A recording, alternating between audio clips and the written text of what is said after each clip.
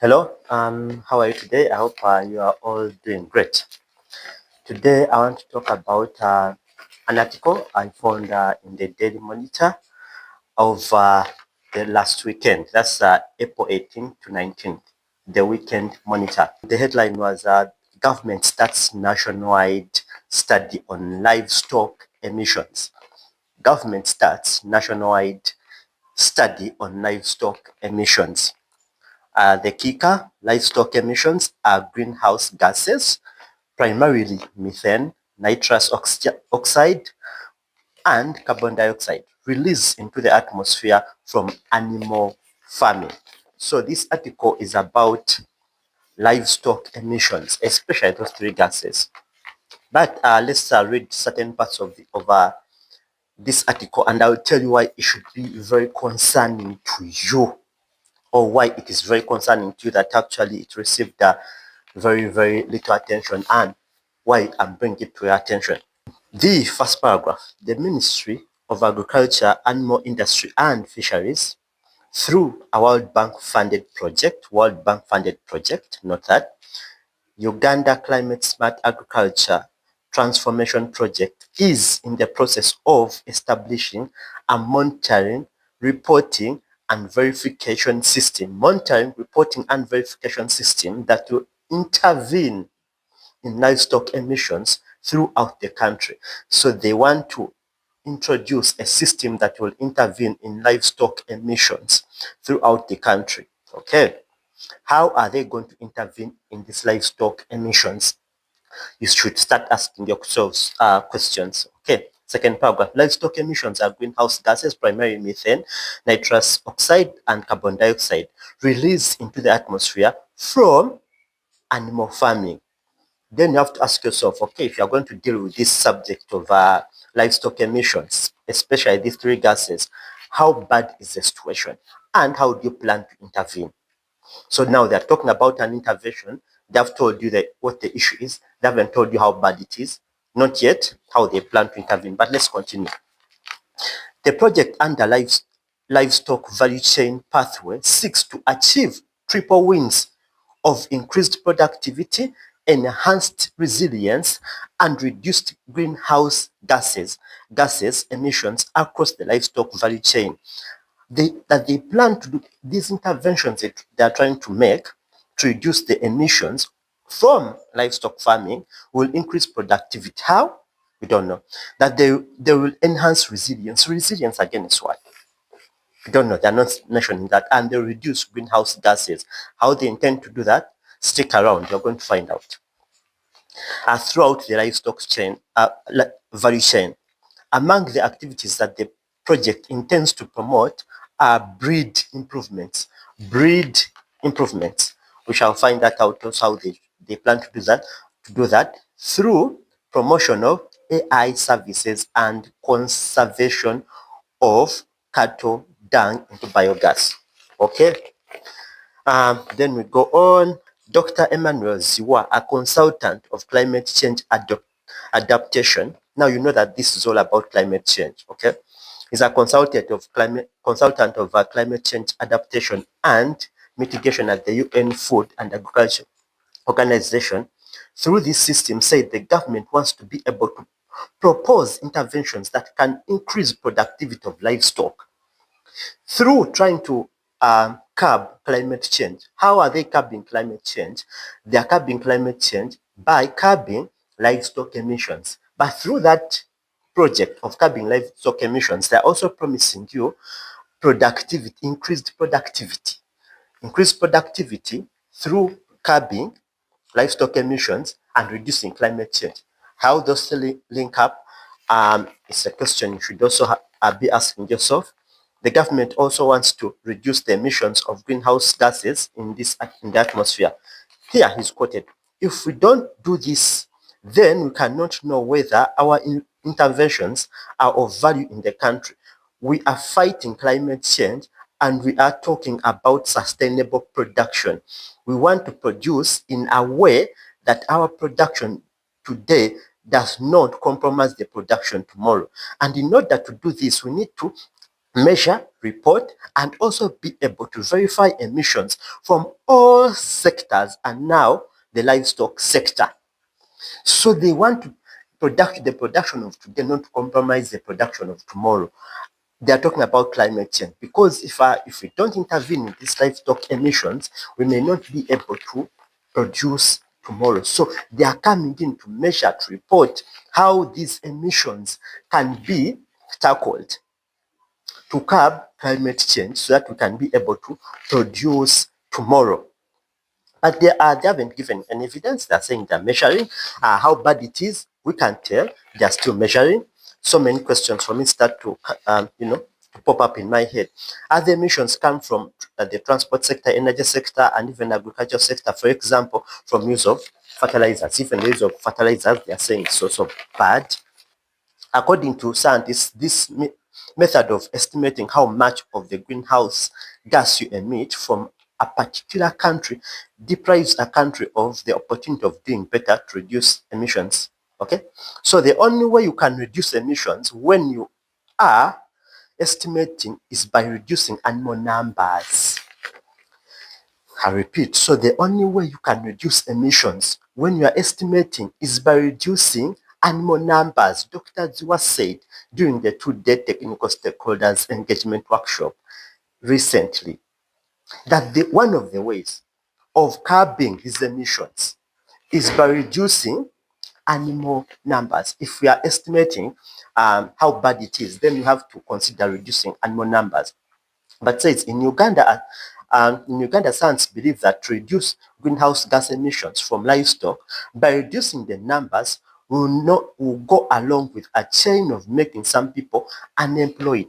So they are looking at the option of reducing livestock farming, the numbers that you have on your farm, reducing the animals that you have.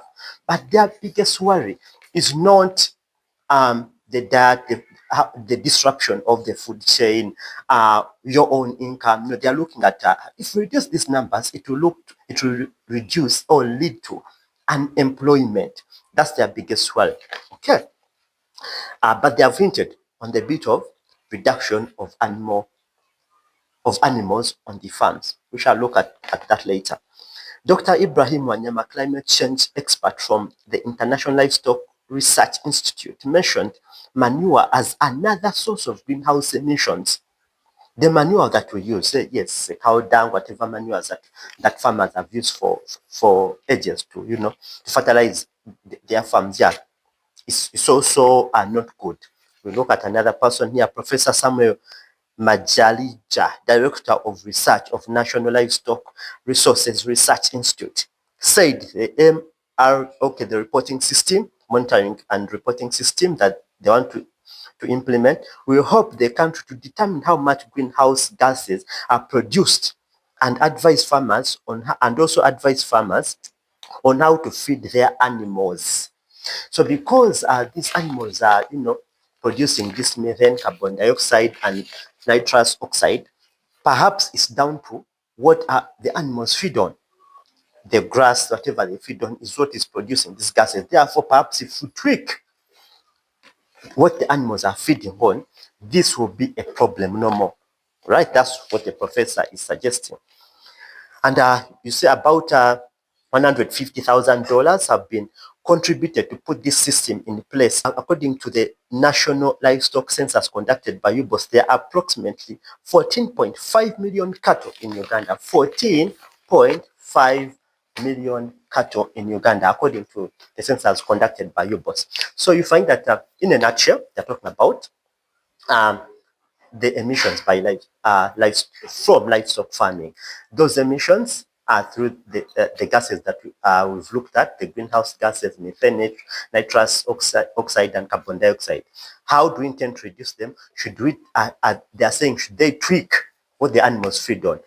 Should they maybe, should there be a possibility of reducing over these numbers of animals on the farm? You see where they are going. But then they haven't mentioned how bad is this issue that we are trying to solve. We are talking about solving an issue. How bad is it? Because any supposed solution should pay heed to how bad the situation is. Otherwise, you may propose something that is more destructive than what you have come to address. But also, perhaps before you get into even any further, I want to show you that this is actually a global move. Like so many agendas that are come or are implemented in Uganda, this too is coming from somewhere far, and from what is being done elsewhere, or what has been done elsewhere, we can tell the end of this move from the beginning. This move that they're talking about government starts national-wide study on livestock emissions. This move about livestock emissions, we can tell its very end by looking at what has happened elsewhere. So I want to bring a certain content that is out there, that I've read out there about these livestock emissions, so that you may be aware of what the government, all these professors and doctors are trying to bring here, how disastrous it is. Already they have already mentioned that of the 14.5 livestock, animals that were counted by UBOS in that census, that they want to reduce those numbers, that it could be a possibility, reducing those numbers. What about tweaking what the animals feed on? Let's see what has been done out there so that we can tell what they're trying to do here. There's this article I read that said Helsinki voted 57 to 25 to replace 50% of meat and dairy in public institutions with plant-based meals by 2030. So they are reducing meat and dairy, milk and beef. They are reducing that, replacing it with plant-based meals. So they want to force this vegan diet on everyone in Helsinki. That's by 2030. Schools, hospitals, and daycare centers will offer tasty alternatives that spare animals, boost health, cut emissions. Health alternatives, now they are saying that these vegan diets, that plant-based meals, they are they are more tasty alternatives. They spare animals. Now, sparing animals, again, you see that narrative coming through as we go on. They're talking about, we should feel for these animals, what they go through. They suffer a lot. Now you can see you're sparing animals. So they care so much about animals than people who should be getting nutrients and health from these animal nutrients or foods. So they care so much about these animals. But I also talk about where that came from. And also, they boost health, so they are more nutritious. And these plant-based alternatives are more nutritious than the beef and the milk that you're taking. And also cut emissions. Yes, so at least these plant-based, cut emissions. So when they come and tell you get rid of a certain number of cows from your, it's not that there's no alternative. They have already thought about an alternative for you. Anyway, then there's this one of this article from Scotland. The Scotland government appears gripped by political hesitancy over persuading people to eat a healthier and more climate-friendly diet. So this all talk about livestock emissions is about bringing us a climate-friendly diet. Which climate-friendly diet is that? They have hinted from this post from Helsinki. They have hinted it has to be plant-based meals. That vegan diet that they keep pushing around. That's what they want for everyone and enforced. Why? Because we have a common good. That we have to achieve a certain common good. That's that common good that we all have to, to to be part of. We are fighting climate change. So is it too much to ask you to give up certain of your rights, certain of your leisures, certain of your tastes, certain of your pleasures that you love for the sake of fighting climate change? But they haven't told you how bad it is, how much do these animals anyway contribute towards climate change. That's coming too. And then there's this other post that Scotland has cut emissions by over 50% since 1990. But food remains a blind spot in climate policy. So this shows that no matter what you do, these people will never be satisfied, because the overall issue or the overall point of the people that are pushing these agendas of climate change, do this, cut that, don't do this, is to control. That they are using climate change as an excuse of ushering in a reign of control, because they're using it to control. Now, here we are talking about what you are going to eat, how you are going to farm, all in the name of this climate change, climate change, climate change. They created a crisis that they are using to usher in a global system of control. Everything comes in because of what? Climate change, climate change. Cut jobs, don't drive, cut down on your coal or fuel consumptions. You saw in Uganda the so-called demonstrations against the construction of the East African crude oil pipeline. People, no, oil is dirty. Oh, the environment. They care so much about the environment than the well-being of the people. Anyway, now they are caring so much about the animals and the climate than the well-being of the people. Oh no, you've cut, okay, Scotland, you've done well, you've reduced the emissions by over 50% since 1990, but it's not enough. But food remains a blind spot. You have to do more. Control the food. Control what people are eating. Control. Control. No, they shouldn't be eating that. They should be. They are always this kind of common good philosophy that we all have to weigh in and sacrifice for this common good. It comes at the expense of our liberties and freedoms, which rolling back for us to regain is almost impossible.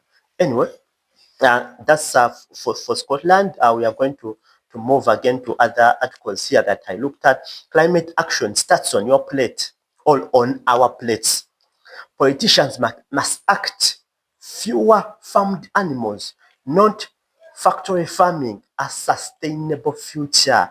Now here, this article is telling you fewer farmed animals, no factory farming is the sustainable future. That climate action starts on our plates. So now this livestock emission that they are talking about here, out there it has already switched from life. They are actually waging a war against farm animals. They're saying fewer and no factory farming. Why? We are fighting climate change. And that is a very, very a significant sector of livestock farming that they also want to tackle because it's contributing. You'll see the figures they are going to throw around. Okay? But the entire goal of this is to control the food system because when you farm and grow your own, you have your own farmland somewhere in the village. They can't control what you eat. They can't control what you farm, how you eat, and whatever you grow. They can't control that. Yet they want to be in control of that too. How do they get in control of that too? By destroying your own means of production. How do they destroy your own means of production? By coming through this climate change crisis. And that climate change crisis, therefore, gives them the authority, gives them the excuse to come in with all force, with all this science has said, research has said, and then they clamp down on your farming. So, oh no, let's just continue. Then there's this other article that also talked about industrial farming harms both animal welfare and the environment. Animal welfare. Are you getting it? Now they are caring so much about animals. They care about them. Bambi, what they go through is so harsh. Anyway, they continue, causing 14.5% of greenhouse. Now here they are giving us a bit of numbers that animals cause 14.5% of greenhouse emissions. Animals with their rich emotional lives, like elephants mourning their dead, compel us to reconsider our interactions. Now they care so much. Even one of the reasons why we should cut back on this livestock farming is because we have to care about the emotions of the animals. Okay, their welfare, what they go through is unfair. You remember in science where they first started by equating man to animals. They called us, yeah, man is an animal, man, and we grew up, yeah, we are animals too. But that was a degradation of who actually we are as people. We are different from animals. But they say, oh no, we are animals. Now they are saying animals are like us. They also have emotions. The way you lose a loved one, also the animals feel that. So we should also care about the welfare of the animals. Anyway, so if you thought climate action starts with planting trees, like so many of us here think, these corporate days, people go plant trees hard. No, now they have moved to your plate. What are you eating? First of all, from your farm, what are you growing there? Which livestock are you keeping? Do you need all those 1,000 cows? People talk about 500,000 cows. They are coming for those ones. And anyway, then there's this other article that make 2026 the year to stop eating someone. Now, that someone, you may think they're talking about cannibalism. No, it's animals. That cow, the goat, or the sheep. Now they are referring to it as someone. Make 2026 the year you stop eating someone and start eating something. Something, those are the plants. Someone, animals. Now you see they're using the same terminologies that they used to describe people. Someone is supposed to be a human being. Now they're referring to animals as someone. A goat is now someone. You see how now they're even guilt tripping you by switching languages so that you also, it now comes off like almost cannibalism to eat a cow. Anyway, another one. What is going to take? What is it going to take? It's time we address animal agriculture as the new call.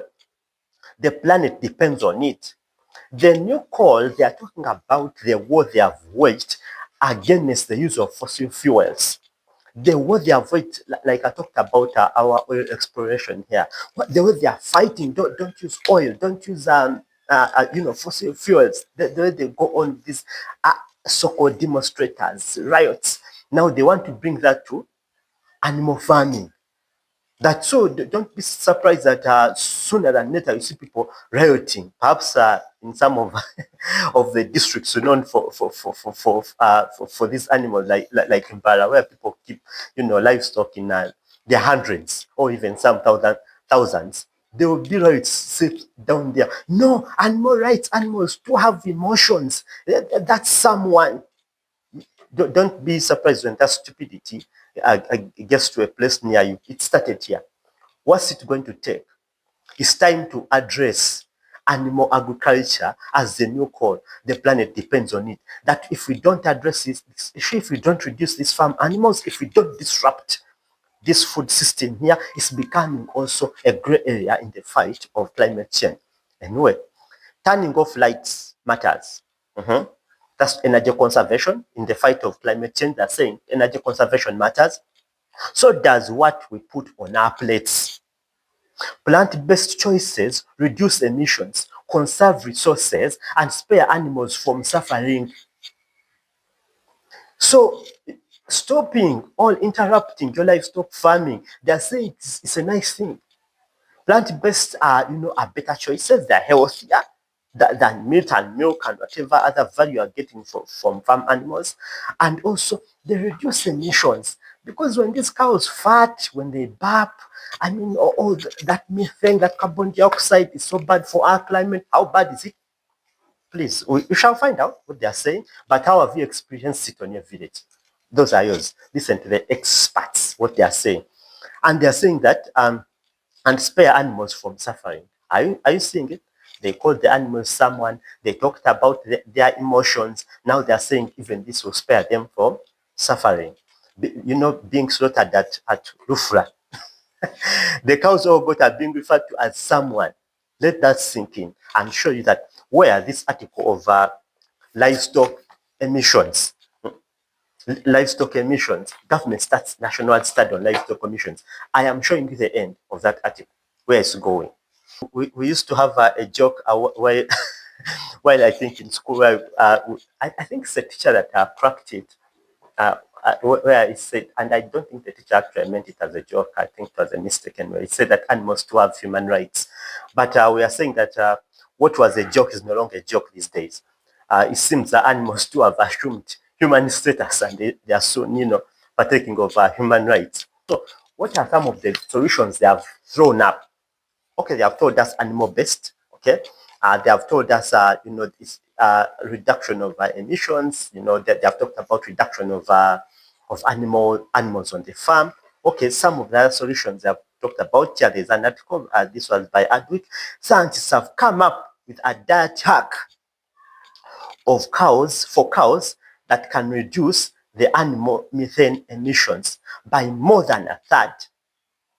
Yes, science. Remember, science. Whenever that word is thrown around these days, science, experts. Please, your antennas should go up. They have come up with a hack. And Burger King will be the first brand to sell the better for the planet beef starting today.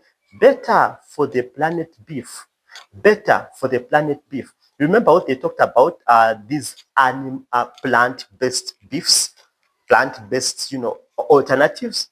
Yeah, they are coming in here. And then there's this other article they talked about vaccination reduces livestock emissions. Vaccination reduces. Now, vaccination has become the panacea for everything. Everything vaccination, vaccination, everything's vaccination. Now it's coming to your livestock. For what purpose this time? For reducing emissions. Vaccination is one of the primary methods for preventing disease and reducing emissions in livestock production. A recent study found controlling disease in livestock systems could reduce emissions by as much as 9.1. They give the stats here, you see them. But they are coming for your animals now. They have talked about reducing the farm animals. Now they are talking about vaccinating them. Or because of what? We are fighting climate change. And livestock farming is one of the areas they have identified that is responsible for a lot of greenhouse gas emissions. So we are coming for your animals. Reduce them by force, vaccinate them by force. We have to look at some of the brains behind this. You won't be shocked. There are no shocks here when it comes to certain of these agendas and vaccinations. It's always the all-knowing person that will that has come to be an expert at everything. I'll pause here so that you watch the clip. Australia is very blessed, whether it's wind or solar. It's quite phenomenal. And your land area per person, compared to, say, Singapore is pretty good. And so the opportunities created by a world that is getting rid of greenhouse gas emissions, Australia is rare in that the opportunities exceed the things you have to give up. You have to give up a large part of and eventually almost all of the coal mining activity.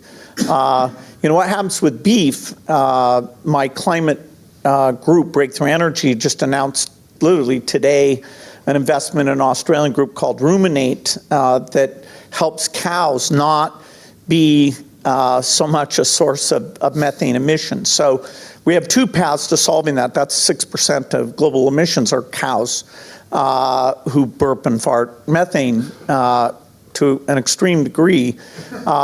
You can either fix the cows to stop them doing that, or you can make beef without the cow. And both of those, will be pursued to see which one can lead to the best product in terms of taste, health, and cost.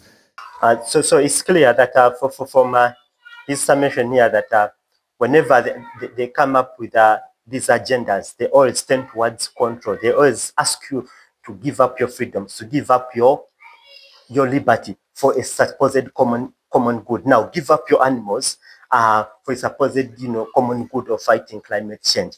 Give up your animals because there is so many emissions. Give up. Okay, he says that the cows are responsible for 6% of the emissions, and will either fix the cows. How are you going to fix the cows? Vaccinating them. We've talked about vaccination that is coming for the cows, or to stop the cows from doing that. Okay, let's talk about fixing the cows to stop the cows from doing that. That's vaccination. Or you can make beef without the cows. You can make beef without the cows. Okay, remember the other article from Adric that said scientists have come up with a diet hack for cows that can reduce animal methane emissions by more than a third. And now here is talking about producing beef without the cows. How are you going to produce beef without the cows? What kind of beef is that? Anyway, let us continue. I want to show you the end of this article in the Daily Monitor that was talking about government starts nationwide study on livestock emissions, where actually this is ending because it's already being implemented out there. Here we find another report, a future without factory farming. They are coming for your animals. A future without factory farming. But how they are going to render most people redundant, they may not even tell you kill. Okay, they come for you on various angles. get rid of the animals, vaccinate them, and whatever will come out of that vaccination, we are going to see later. And then after, they can render it redundant by this that they're talking about. These beefs that they want to produce that are producing beef without cows. Okay. Now there's this report, a future without factory farming. Okay. They say a referenced guide summarizing why we need to scrape factory farming and increase plant-based farming. A future. This is a summarized, a, a summary on why we need to do this. Okay.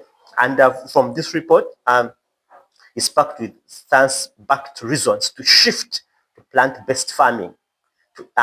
They give some of their reasons here to improve food security. What's wrong with the food security? If someone has their 1,000 cows or 500, what's wrong with that? That you're improving food security, because those to ensure that the production of today does not, compromise the production tomorrow. The production today, the way we are farming today, is not exactly good, especially it's not exactly sustainable. These cows are, hazardous to the climate, so we need to find a solution. So that's why, to improve food security, lower emissions, reduce pandemic risk. Now I don't know how we are reducing pandemic risk, and prevent millions of animals suffering. The animals now, they are like you. Do you think you just go and chop off his head and doesn't suffer? And it also had relatives. Perhaps if the mother is still around, or the sister, I mean, seeing the brother being slaughtered, don't you think those this is not even funny. And then here they introduce another one. Can lab-grown beef really meet global demand for meat? Now that's not a question. They're raising it as a question. No, that's a statement of intent. Can lab-grown beef really meet global demand for meat? I remember whenever that word "really" is thrown around, it remembers me. It reminds me of one of the first "really" that I first encountered. Did God really say? That's the devil to Eve, and we know what the devil actually intended. So now these ones are getting the same word here. Anyway, that was to divert a bit, but they are talking about lab grown. Now, while they are removing this natural beef, while they are waging a war against this natural beef of ours, the livestock, the way we've been growing it, while they are waging a war against it, they are giving us the alternatives. Lab-grown beef, lab-grown beef, plant-based beefs. But what is wrong with this beef is because of climate change. Get rid of the beef that we've known since for centuries, for centuries and centuries. No, get rid of that beef because it's bad for the environment. And then they are handing us lab-grown beef. That's their solution that they are giving us. But then, let me not jump so much ahead of myself. I will show you the end of this lab-grown beef and the vaccinations they want to introduce to the animals under the guise of climate change, fighting climate change. Anyway, the underside of this, there was this article that I read. It said that a Bill Gates' sinister hand in cow methane fix, a facility time bomb. And this one talked about Bill Gates' shadowy involvement in pushing bova, a feed additive. There's a feed additive Bill Gates is suggesting to curb cow methane emissions. Here it says that the article states that it raises alarming questions about his true motives, especially given reports that this chemical may damage male fertility and reproductive organs, a side effects dismissed by authorities as irrelevant to consumers. They're saying that there is this feed additive, that Bill Gates and his friends are suggesting to be given to cows in order to lower the emissions of these greenhouse gases, the methane, and so on. But that food additive affects or damages male fertility and reproductive organs. Anyway, his track record of meddling in global food systems fuels suspicion that this is yet another reckless experiment with nature, prioritizing climate goals over human and animal health, potentially endangering entire populations with untested long-term consequences. There is also another Swedish journalist here called Peter Sweden, who also raised an alarm about, again, that intervention, the livestock intervention that by biogas. He stated that this should be headline news everywhere. The Danish government has mandated that farmers must feed bovine to their cows to stop climate change. Again, that's what the article was complaining about. Now farmers are despairing as cows began to suddenly collapse. I warned about this years ago. My research found that bovine is actually a toxic chemical. It's even suspected of damaging fertility of unborn child, I think, in cows. Why is this stuff being force fed to cows? So you see that the solution that actually they are coming up with, this bovine, the vaccinations, are going to have effects on the fertility of the animals. Now these ones are even collapsing, all in the name of fighting climate change. Also, now I hope that now this article makes more sense to you when it says livestock emissions. It has nothing to do with emissions. It has everything to do with the control of the food system. But how do you take control of this food system? By destroying the existing food system and introducing a new food system. What's that new food system we talked about here? Can lab-grown beef really meet global demand for meat? A future without factory farming? If I mean, if there's no this livestock farming, then what are you replacing it with? That's where the control comes in. That whatever they're replacing it with will not be something you'll be able to implement on your farm down in the village. It will be something that will be coming from their factories, and whoever will be in charge of that will be in charge of your life. They'll be determining what you eat, even the quantities you eat. They'll be determining the nutrients to put in. Anyway, again, now there's a bit of research here.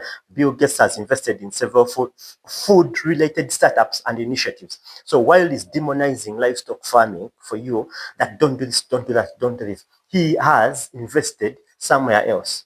He has interest in something else. So this is not exactly innocent that he's talking about how bad livestock is emitting, what these emissions and all greenhouse and how we have to feel for the animals. We have, they're emotional. They also catch these feelings when we slaughter their relatives. He, while he's demonizing this, on the other side, he started something.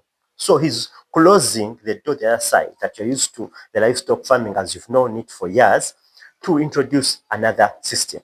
He has invested in several food-related startups. There is called Impossible Foods.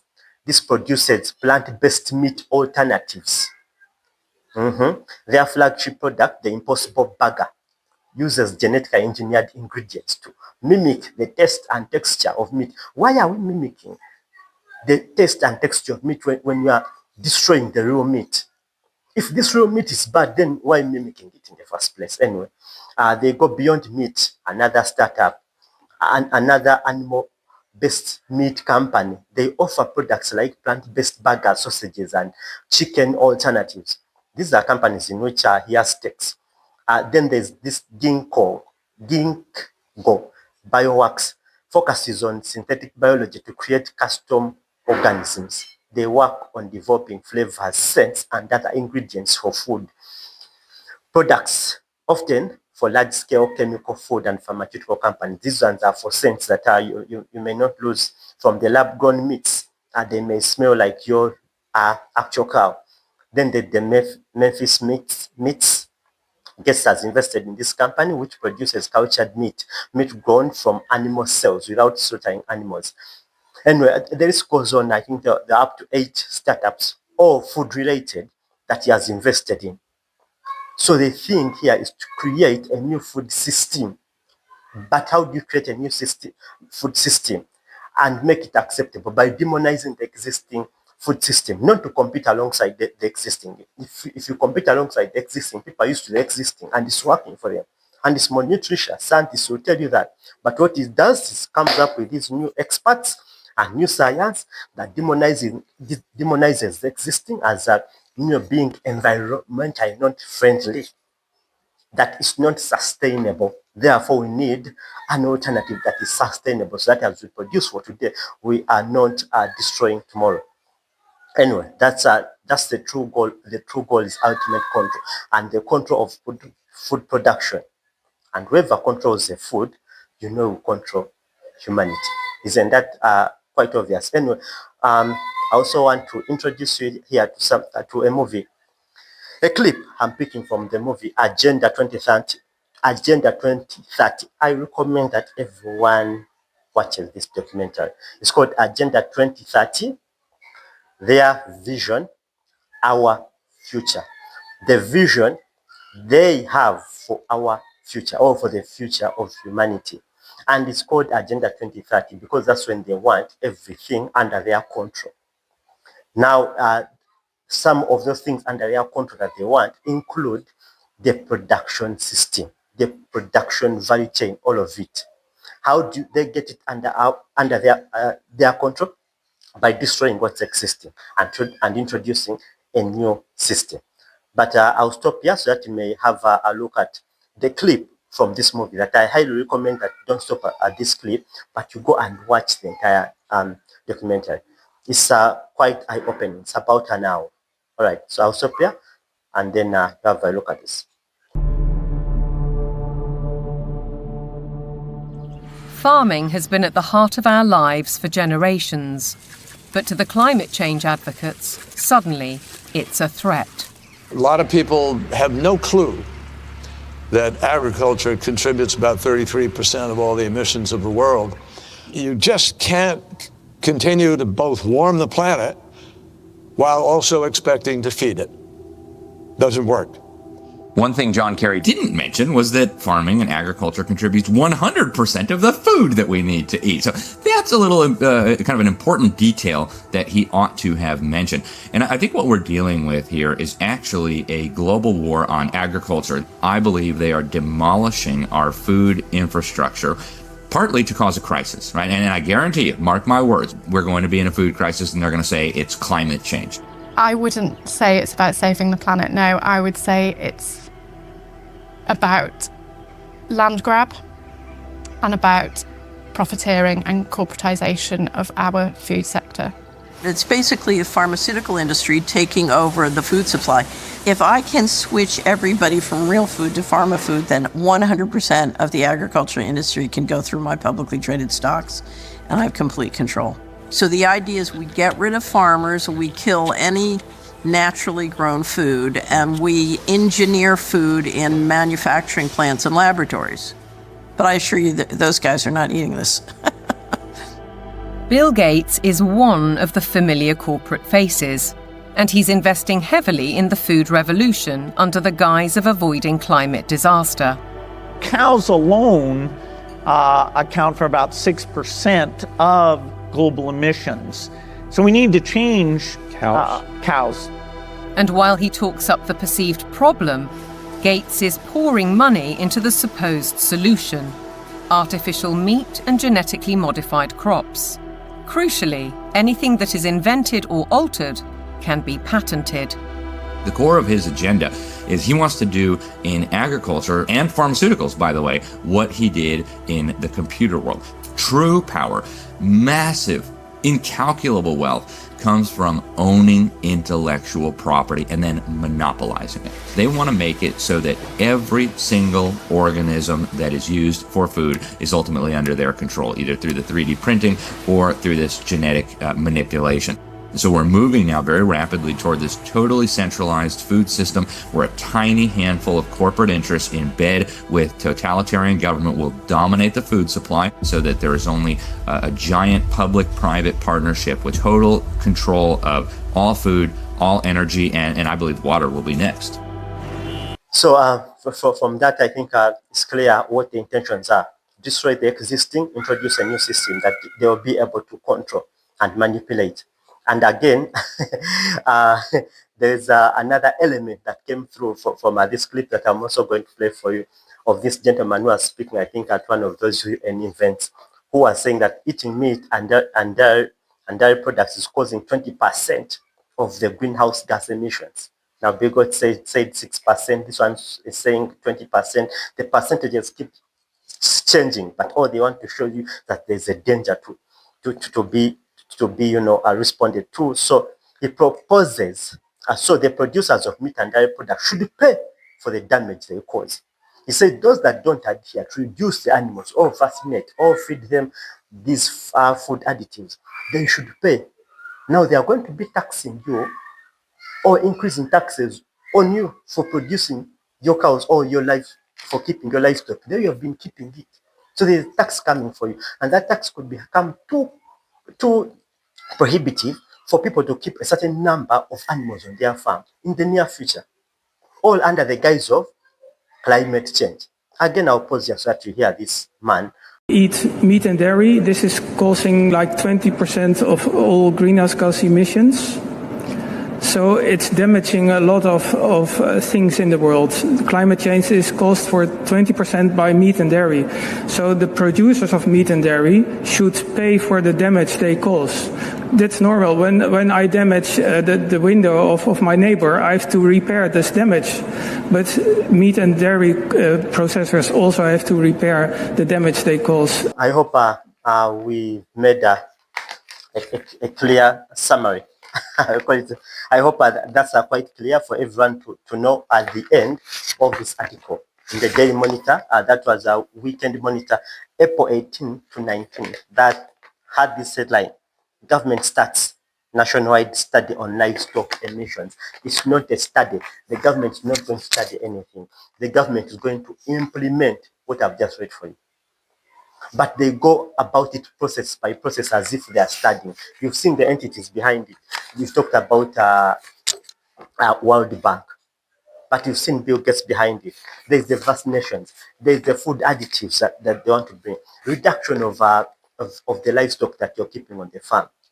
All in the name of what? Fighting climate change. How bad is it? If we need to ask ourselves some serious questions. That if you are going to go on and destroy people's livelihoods as they have known them, people's sources of income, you have to at least explain to them how this destruction that you're doing of the entire food system is going to impact or move the needle in the right direction in regard to combating climate change. We've looked at Scotland that did a good job of reducing emissions by 50%. Okay, reduce by 50%. Did it have any impact here in Scotland? What impact did it have? But you go on destroying livelihoods under the guise of climate change without pointing to any specific thing that, hey, Scotland reduced by 50% and this was the result. Have they ever showed us any result that has come from all the measures they have put in place? They keep pointing at hurricane there, climate change, a drought there, climate change. Oh, today it has shined a lot, climate change. Oh, today it has showered a lot, climate change. It's cloudy, climate change. So everything is climate change. So, so you have to fight everything. So under the guise of this climate change, they are ushering in an era of control. An era of control unseen by humanity. Under the guise, we are fighting climate change. Now they have come for your food. They have said the battle, to combat climate change, we've gone away from planting trees. Now it has gotten to your plate. Are you going to wake up? Or you are going to still buy into these lies? By the way, do all science agree that actually there's a climate crisis? We have to ask those questions. We shall answer that perhaps next time. But we have to know that the solution that someone ever proposes for any issue can never be worse than the issue or more destructive than the issue. Now you cannot tell me that you're fighting climate, these livestock emissions, and now your answer is these food additives, lab-grown meats, plant-based beefs, kill the animals, or get rid of your animals, and that's your solution. Solution to what? Killing the very means of life for humanity under the guise of protecting the environment. Then you're protecting the environment for who? If you are destroying people's livelihoods under the guise of sustainable production for tomorrow, we need to cater for today while we are thinking tomorrow. So, but anyway, that's it for today. Please, again, I can't state it and more emphatically, go and watch this movie, Agenda 2030, Their Vision, Our Future. It tackles several aspects there on what is being done by who how, and perhaps what you too should do about it. Thank you so much. Again, share this as widely as possible before many people fall for these lies packaged as science.